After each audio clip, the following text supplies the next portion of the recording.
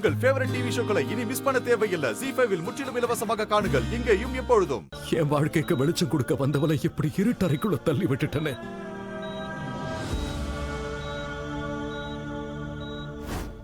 அஜித் மாமா, அந்த doctor uncle ராதாவை பத்தி என்ன சொல்லிட்டு இருந்தாங்க?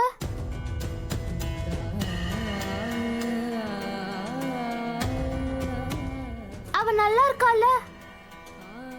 ராதாவுக்கு எதுவும் ஆகாதுல்ல? ஏற்கனவே ஒரு வாட்டி நான் எங்க அம்மாவை இழந்துட்டேன். இப்ப ராதாவை நான் இழக்க மாட்டேன். ஏன் யாரும் எதுவும் சொல்ல மாட்டேங்கிறீங்க? ராதா நல்லாயிட்டு வந்துருவாள? டோன்ட் வரி குஷி, ராதாவுக்கு எதுவும் ஆகாது. அவ சீக்கிரம் குணமாயிடுவா. கீர்த்தி, குஷிக்கு பொய்யான நம்பிக்கையெல்லாம் கொடுக்காத.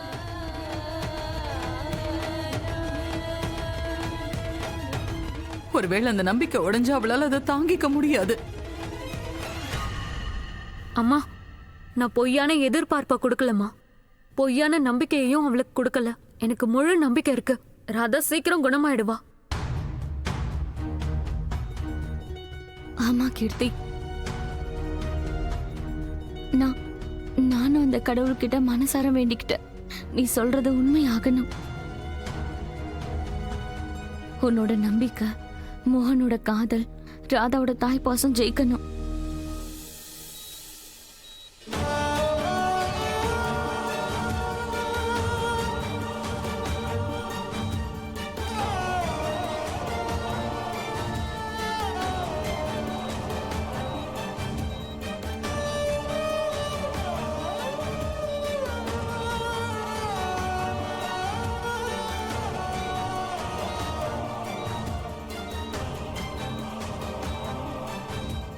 என் மேல கோவமா இருக்கியா?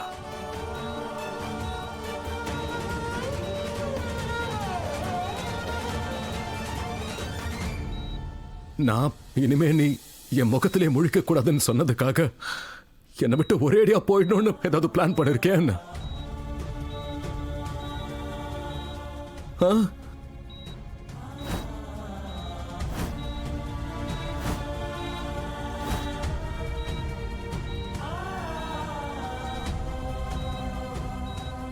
இவ்வளவு நாளா என் கூடவே இருக்க, நான் பேசுற எதையும் சீரியஸா எடுத்துக்க கூடாதுங்கிற விஷயம் உனக்கு இந்த நேரத்துக்கு தெரிஞ்சிருக்கணும்ல.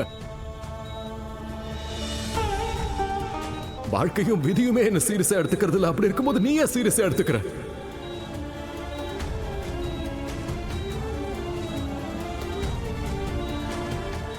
ராதா, உனக்கு தான் தெரியல நான் முன்கோபக்கார, கொஞ்சம் ஓவரா பேசுவேன்னு. கோவம் மனுஷனுடைய கண்ணை மறைச்சிரும். அவன் அந்த நேரத்துல கண்டபடி உளருவான். அப்பெல்லாம் மூளையை விட வாய் தான் ரொம்ப அதிகமா வேலை செய்யும்.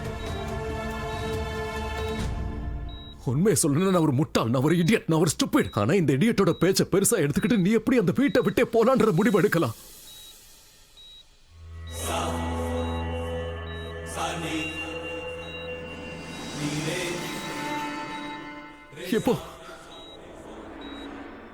இப்போ இந்த ஸ்டூபிடான பிளானை விட்டுட்டு உடனே எந்திரி ராதா. ராதா எந்திரி ப்ளீஸ். ZEE5 ஆப்பை டவுன்லோட் செய்து அனைத்து எபிசோடுகளையும் இலவசமாக பாருங்க.